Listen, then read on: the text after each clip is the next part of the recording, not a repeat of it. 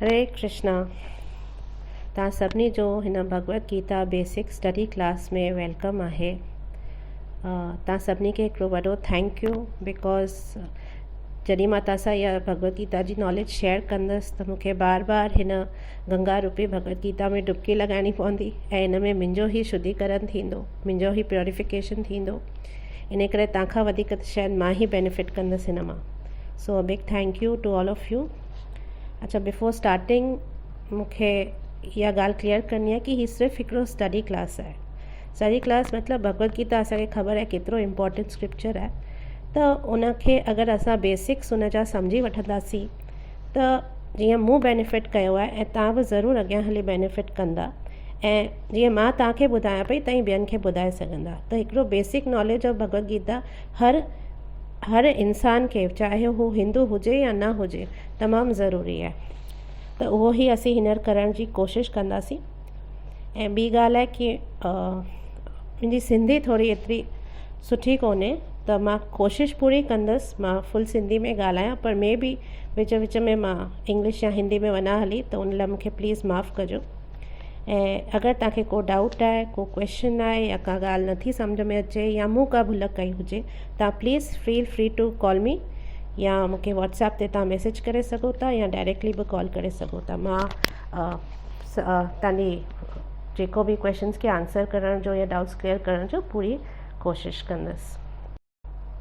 को बि शास्त्र शुरू करण खां पहिरीं हिकिड़ो एटिकेट थींदो आहे कि असीं थोरो घणो उन शास्त्र जो गुणगान ज़रूरु करूं। छो कि लाइ रीडिंग इज़ ईज़ी, बट केतिरो बि असीं रीडिंग करूं उहो असांखे एतिरो हेल्प नथी करे सघे। रीडिंग सां असांजे दिमाग़ में ज्ञान जी बढ़ोतरी थी सघे थी, पर जॾहिं असीं शास्त्र सां हथ जोड़े विनती कंदासीं तॾहिं हू शास्त्र खुली करे असांखे विज्ञान ॾींदो और रियलाइज़ेशन ॾींदो असांजी हार्ट में।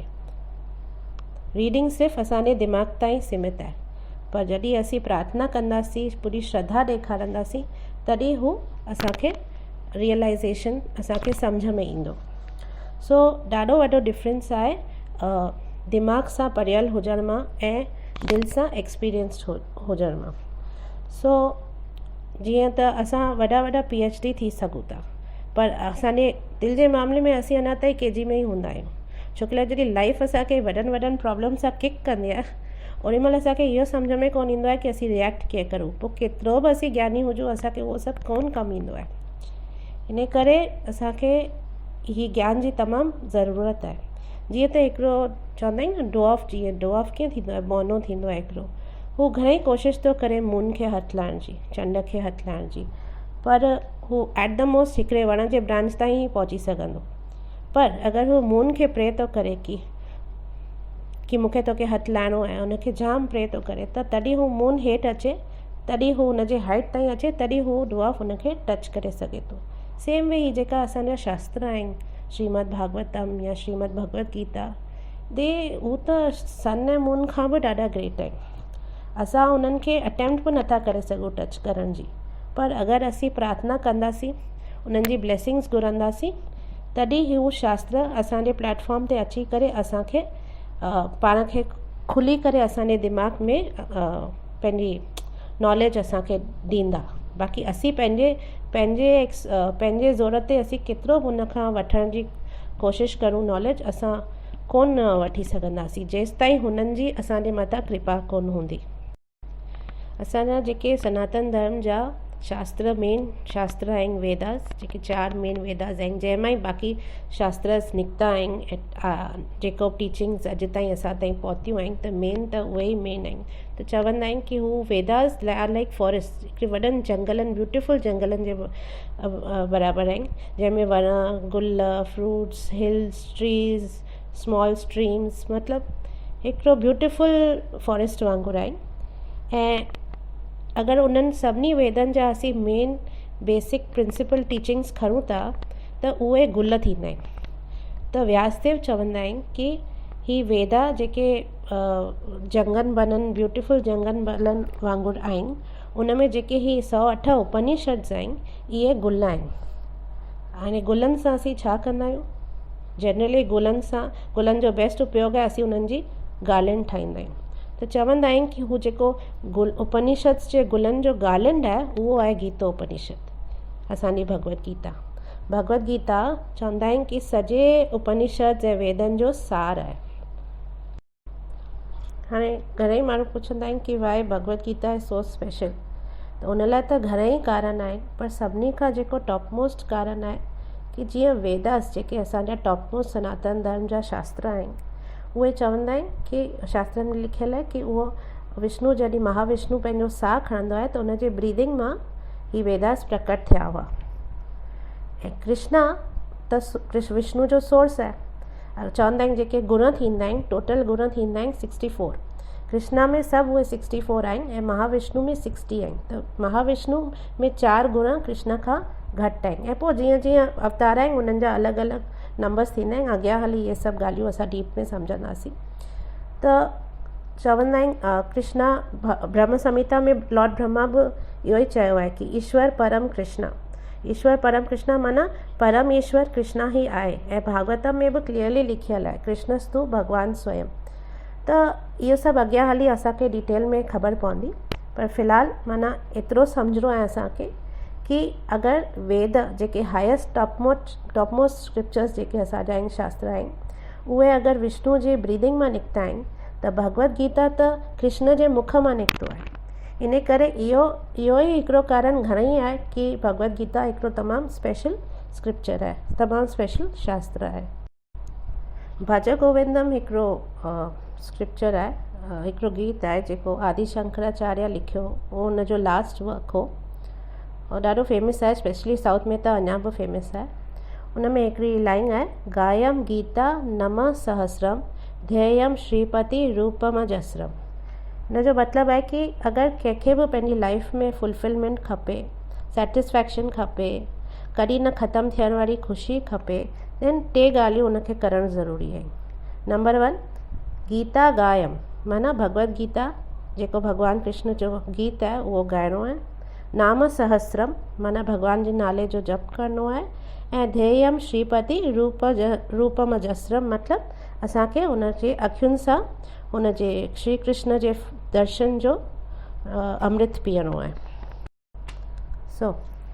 भगवत गीता भगवान जो गीत आहे जेको सभिनी वैदिक शास्त्रनि जो सार आहे ऐं सभिनी खां इम्पॉर्टेंट उपनिषद आहे। ठीकु आहे।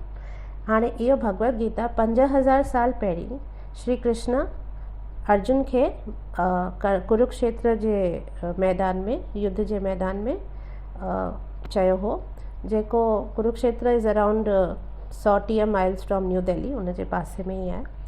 उते महाभारत जो जॾहिं युद्ध थियण वारो हो तॾहिं श्री कृष्ण ही भगवत गीता अर्जुन खे सुनाई वई हो, त असां सभिनी खे ख़बर आहे। हाणे ई भगवत गीता सेज व्यासदेव माना व्यासदेव मुनि जेको आहे, जेको सभिनी शास्त्रनि जो लिखियो आहे जंहिं, उन ही कॉन्वर्सेशन रिकॉर्ड कई ऐं पोइ हुनखे संस्कृत में पंहिंजे महाभारत में इंक्लूड कई। संस्कृत में लिखी करे महाभारत जेको आहे उन में हिन पार्ट आहे, भगवत गीता उन जो पार्ट आहे। त भगवत गीता माना हिस्टोरिकल बुक बि आहे ऐं स्पिरिचुअल आध्यात्मिक किताब बि आहे, ॿई आहे। हिस्टोरिकली कीअं आहे त उहो असांजी हिस्ट्री आहे, उहो वॉर थी हुई जेको 5000 साल पहिरीं, ऐं उन में ही सभु चयो वियो त it's a part of our history. It is a conversation between 2 heroes, 2 heroes जेके उन टाइम जा हुआ, उन्हनि जे विच में कॉन्वर्सेशन थी हुई, 700 श्लोक थिया हुआ ऐं उहे रिकॉर्ड थिया हुआ ऐं उहे असां वटि अॼु पहुता आहिनि। सो बेसिकली उन कॉन्वर्सेशन मां असांखे जनरली हिकिड़ो ख़बर थी पए कि हिकिड़े कंहिंजी ड्यूटी छा आहे, what is the nature of one's duty, असांजी ड्यूटी छा आहे। अर्जुना कंफ्यूज थो थी वञे ऐं पोइ कृष्णा वटि वञे थो गाइडेंस लाइ कि भाई मूंखे गाइड कर। त ऐं जनरली हुनजो इहो ई क्वेश्चन थो हुजे कि धर्म छा आहे। बेसिकली अर्जुन खे सम्झ में कोन पियो आहे मां छा करां, धर्म छा आहे।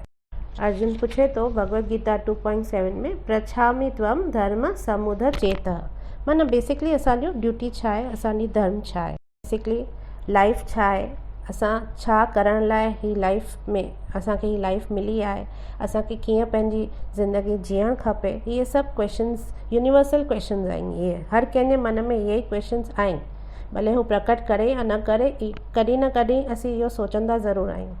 त इन्हनि क्वेश्चन्स खे बि भगवत गीता आंसर थो करे। त जॾहिं हू इन्हनि क्वेश्चन्स खे आंसर थो करे त हू हिस्टोरिकल बुक मां हिकु स्पिरिचुअल बुक में कन्वर्ट थो थी वञे, त हुनजी value as a spiritual book साम्हूं थी अचे।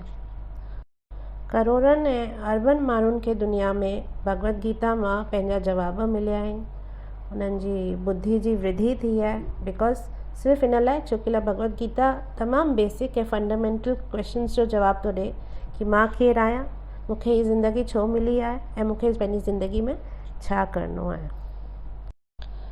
भज गोविंदम में हिकिड़ो ॿियो श्लोक आहे, भगवत गीता किंचित दीता गंगा जल लव कनिक पीता सकृदापि येन मुरारी स्मर्चा क्रियते तस्य यमेन न चर्चा। माना अगरि केरु थोरो सो बि भगवत गीता खे पढ़े थो, हिकु बूंद गंगा जल जो ग्रहण करे थो या ऐं मुरारी जी भक्ति करे थो हिकु दफ़ो पंहिंजी लाइफ टाइम में, त हुनखे कॾहिं बि यमराज सां इंटरव्यू कोन करिणो पवंदो, यमराज कॾहिं बि हुन जे साम्हूं कोन ईंदो।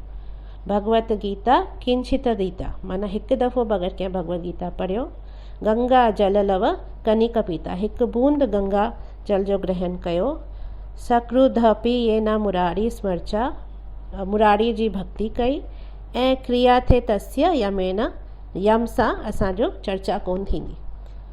त इहो असांखे सम्झणो आहे भगवत गीता मां। श्रीमद् भागवतम में चवंदा आहिनि, दुर्लभो मानुषो देहो देही नाम क्षण भंगुर। माना असांजी ही मानव देह तमामु दुर्लभ आहे ऐं केॾीमहिल बि ख़तमु थी सघे थी। इन करे ही दुर्लभ देह खे असांखे यूज़ करिणो आहे सही जॻह ते, बिकॉज़ वरी असांखे मिले न मिले कीअं कहिड़ी योनि में मिले असांखे कुझु ख़बर कोन्हे। त मानव देह मिलणु दुर्लभ आहे ऐं उन में असांखे गीता जो संग मिले उहो अञा बि दुर्लभ आहे। त अगरि असांखे मिलियो आहे त असांजो उहो ई टारगेट हुअणु खपे कि असीं उनजो असांखे इहो सम्झणो आहे कि ही भगवत गीता उन टाइम लाइ कोन्हे कि जॾहिं असां वटि ॿियो कुझु करण लाइ न हुजे या असांखे हाणे संन्यास वठिणो आहे या रिटायर थियणो आहे तॾहिं असीं भगवत गीता खे पढ़ंदासीं या सम्झंदासीं या जेको बि कंदासीं। कृष्णा भगवत गीता चई हुई उहो हिमालयन में अर्जुन खे कोन चई हुई, न कंहिं जंग बन या केव्स में कोन चई हुई, हुनखे विच बैटल फील्ड में हुनजी कर्म भूमि में हुनखे हुन भगवत गीता ॿुधाई हुई।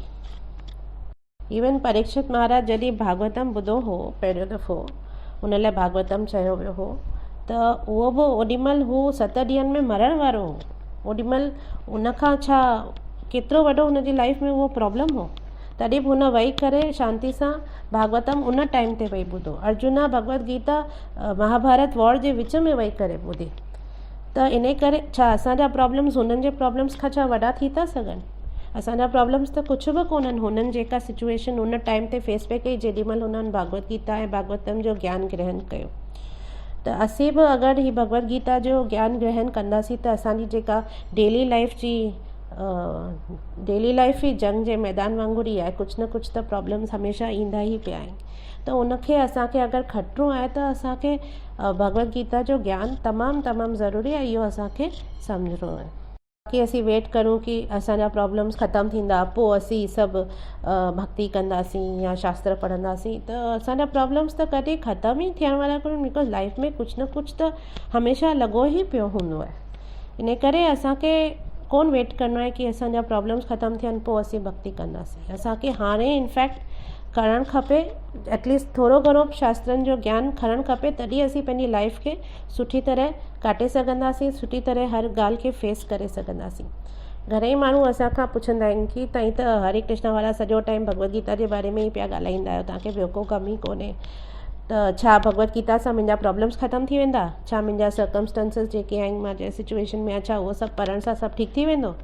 अगरि मुंहिंजो पीउ गुज़ारे वियो आहे त छा मां भगवत गीता पढ़ंदसि त हू वापसि अची वेंदो? त अहिड़ा सवाल घणेई ईंदा आहिनि। त उन लाइ हिकिड़ो ई जवाबु आहे कि जॾहिं हेॾो ज़ोर सां सपोज़ बारिश पई पए, ज़बरदस्त ज़ोर सां बारिश पई पए, त छा असीं उन बारिश खे रोके सघूं था? न, असीं उन बारिश खे रोके कोन था सघूं। पर हा, असां हिकिड़ो वॾो छातो खोले सघूं था ऐं जंहिंजे हेठां असीं बीह सघूं था ऐं उहे असां पाण खे प्रोटेक्ट करे सघूं था। सो असां ईअं करे सघूं था कि असांखे हू बारिश छुए न, भले हू बारिश पए पई पर असांखे छुए न, असां ओहिड़ो बंदोबस्तु करे सघूं था। त इन करे असीं प्रॉब्लम्स खे स्टॉप नथा करे सघूं जेके लाइफ में असां वटि अचनि पिया, पर असीं अगरि भगवत गीता जी अम्ब्रेला यूज़ कंदासीं त असांखे हू प्रॉब्लम्स अफेक्ट करणु बंदि थी वेंदा। इहो असांखे सम्झणो आहे। प्रॉब्लम्स हमेशह रहंदा पर हू असांखे कॾहिं बि अफेक्ट कोन कंदा। कोन हू लोटस हूंदो आहे, लोटस पाणी में हूंदो आहे उनजो पत्तो, पर कॾहिं बि हू पाणी हुनखे आलो कोन करे सघंदो आहे, जबकि हू हूंदो ई पाणी में आहे। त इहो असांखे सम्झणो आहे। त भगवत गीता जो मैसेज खणी असांजी कॉन्शियसनेस, असांजी अंतरात्मा खे चेंज करिणो आहे। असांजी विजन चेंज थींदी, असांजो थॉट प्रोसेस चेंज थींदो। सर्कमस्टांसिस उहे ई रहंदियूं, उहे में बि उहे चेंज कोन थींदियूं, पर असांखे उनखे ॾिसण जो असांजो नज़रियो चेंज थी वेंदो अगरि असांखे भगवत गीता जो ज्ञान हूंदो त अगरि असीं चऊं कि ठीकु आहे, असीं कोन चवंदासीं कि असांजे छा पढ़ण सां मुंहिंजो, ओॾी महिल तूं इहो कोन चवंदे कि भगवत गीता पढ़ण सां छा मुंहिंजो पीउ वापसि अची वेंदो। ओॾी महिल असांखे इहो सम्झ में ईंदो, असांखे इहा कन्विक्शन अची वेंदी कि डेथ त सर्टन आहे, हर कंहिंखे हिकु जेको ॼमियो आहे उहो त हिकिड़े न हिकिड़े ॾींहुं मरंदो ज़रूरु, ऐं जीअं हू वियो आहे, मुंहिंजो पीउ वियो आहे, तीअं मां बि हिकिड़े ॾींहुं वेंदसि ज़रूरु। त असांखे सम्झ में ईंदो कि डेथ इज़ सर्टन, जेको ॼमंदो उहो मरंदो बि, ऐं जीअं हू वियो आहे हिकिड़े ॾींहुं मूंखे बि वञिणो आहे। त बेसिकली असांजो परसेप्शन मटिजी वेंदो। त इहो ई सभु आहे भगवत गीता। नेक्स्ट क्लास खां असीं आस्ते आस्ते हिकु हिकु कॉन्सेप्ट खे सम्झंदासीं। तमामु बेसिक ऐं सिंपल नमूने मां तमामु ईज़ी तरीक़े सां अप्रोच रखंदसि जीअं सभिनी खे आराम सां सम्झ में अची वञे।